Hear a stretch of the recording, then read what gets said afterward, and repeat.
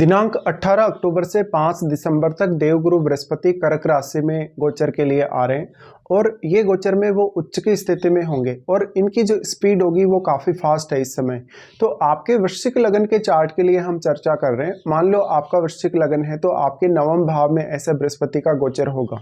अब यहाँ बृहस्पति जब भी गोचर करेंगे तो वो आपको किस प्रकार का प्रभाव दे सकते हैं। देखिए, आपके चार्ट में अगर देखा जाए तो वो दूसरे भाव के स्वामी और पांचवें भाव के स्वामी बनते हैं। इन दोनों ही भावों के स्वामी होकर वो नवम में गोचर कर रहे हैं। तो आप अपनी फैमिली रिलेटेड मामलों में, अपनी अर्निंग्स और अपनी वेल्थ के मामलों में काफ़ी भाग्यशाली रहेंगे। आपका विदेश टूर हो सकता है, किसी अदर स्टेट में यात्रा हो सकती है। जो भी लोग स्टूडेंट वगैरह हैं, जो भी स्टडी वगैरह कर रहे हैं, उनको उनकी स्टडीज़ में काफ़ी फ़ायदा मिलेगा। इसके साथ साथ जो भी लोग कहीं ना कहीं विदेश में ऑलरेडी सेटल्ड हैं और उनका किसी भी तरीके से कोई भी बिजनेस है अगर विदेश में, उन लोगों को काफ़ी फ़ायदा होगा। इसके साथ साथ आपको विदेश से इनकम भी प्राप्त हो सकती है। ऐसा जो बृहस्पति होगा वो आपके टैलेंट को बढ़ाने का काम करेगा, आपकी अंडरस्टैंडिंग को बहुत अच्छा बनाने का काम करेगा। नवम भाव में बृहस्पति के होने से आप आध्यात्म की तरफ भी आगे बढ़ पाएंगे। अगर मान लो आपके नवम भाव में केतु जैसा प्लैनेट स्थित है, आपके नवम भाव में अगर चंद्रमा जैसा प्लैनेट स्थित है, तो इस बात की संभावना बहुत ज़्यादा है कि आप आध्यात्मिक रूप से भी उन्नति कर पाएंगे। आपके चार्ट में बृहस्पति पांचवें भाव को रिप्रेजेंट कर रहे हैं। पांचवें भाव को रिप्रेजेंट करने की वजह से संतान के मामलों में आप काफ़ी भाग्यशाली होंगे। आपको संतान की प्राप्ति इस गोचर के दौरान हो सकती है। साथ ही साथ आपकी खुद की स्टडीज़ के लिए ये बहुत ज़्यादा अच्छा रहेगा, साथ ही कोई भी निर्णय लेने के लिए।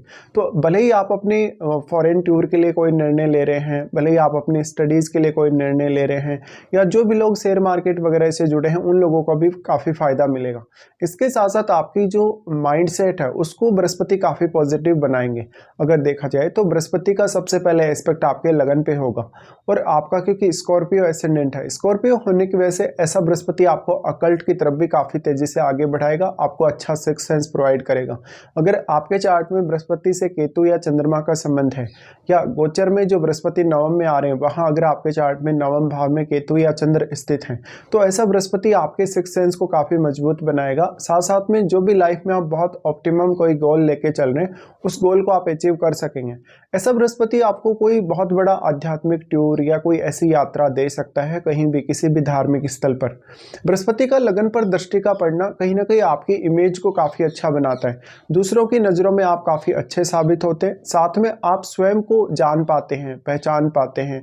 अपनी बुद्धिमत्ता के हिसाब से आप जो भी निर्णय लेने वाले हैं उनमें प्रयोग कर पाते हैं, अपने टैलेंट का यूज़ कर पाते हैं। बृहस्पति का लगन पर दृष्टि होने से आप काफ़ी सात्विक होंगे और जीवन के प्रति आपका काफ़ी पॉजिटिव रवैया होगा। तो जो भी आपके काम अटके हुए हैं इस समय में, चाहे वो आपकी स्टडीज से रिलेटेड है, चाहे आपके बिजनेस से रिलेटेड है, फॉरेन टूर से रिलेटेड है, वो कार्य अब आगे बढ़ेंगे और फ्यूचर के लिए लगभग 1-2 साल के लिए जो भी आपको प्लानिंग्स अभी करना है वो अभी कर सकते हैं। क्योंकि बाद में जब बृहस्पति पूर्ण रूप से जब कर्क राशि में आएंगे अगले साल, तो उसके बाद से अभी जो आप निर्णय ले रहे हैं इस गोचर में, वो सारे के सारे निर्णयों पर आप अच्छे से काम कर पाएंगे। बृहस्पति का उसके बाद एस्पेक्ट होगा थर्ड हाउस पे।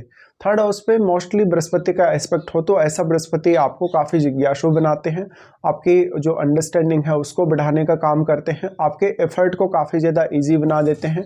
लेकिन आपके चार्ट में मान लो नवम भाव में शनि स्थित है या फिर आपके थर्ड हाउस में शनि स्थित हैं, तो आपको शनि की वास्तविक स्थिति को देखना होगा। अगर आपके चार्ट में शनि वक्री होकर स्थित है इन भाव में तो आपको ज़्यादा दिक्कत नहीं होगा। अगर लेकिन शनि आपके बहुत ज़्यादा स्ट्रॉन्ग स्थिति में है, सामान्य स्थिति में है, तो आपको अपना एफर्ट करने में थोड़ा डिले हो सकता है। अभी भी आपके चार्ट में बृहस्पति की प्लेसमेंट को देखिए, आपके चार्ट में कैसी कितनी अच्छी स्थिति में बृहस्पति हैं।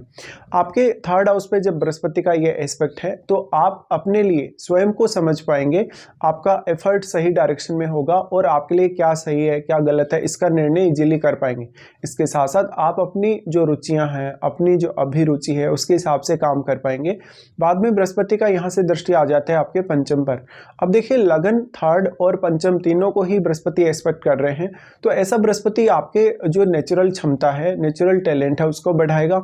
आपका कहीं ना कहीं जो चीज़ों को ग्रहण करने की क्षमता है, सीखने की क्षमता है उसको बढ़ाएगा। बृहस्पति का पंचम भाव पर प्रभाव होने से आपके लिए निर्णय लेने की क्षमता बढ़ेगी। साथ में आप कोई भी प्रकार की पूजा पाठ में रहते हैं, कोई भी प्रकार की साधना सिद्धि वगैरह में अगर लगे हैं तो उससे आपको काफ़ी बेटर परिणाम प्राप्त होगा।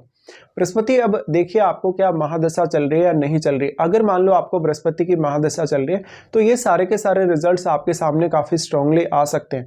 लेकिन आपके चार्ट में मान लो बृहस्पति वेल प्लेस्ड नहीं है या काफ़ी खराब स्थिति में बैठे हैं, या राहु या केतु जैसे ग्रह के साथ या शनि जैसे ग्रह के साथ आपके चार्ट में बैठे हैं, तो आपका जो रिजल्ट होगा बृहस्पति का उसमें आपको पूर्ण रूप से सेटिस्फेक्शन नहीं होगा और आपके लिए ये रिजल्ट उतना ज़्यादा प्रभावी नहीं होगा। अब डिपेंड करता है कि आपका ओवरऑल चार्ट किस प्रकार का है, बृहस्पति और अन्य ग्रहों की प्लेसमेंट किस प्रकार की है, और क्या बृहस्पति का संबंध आपके चार्ट में किसी भी अन्य ग्रह से।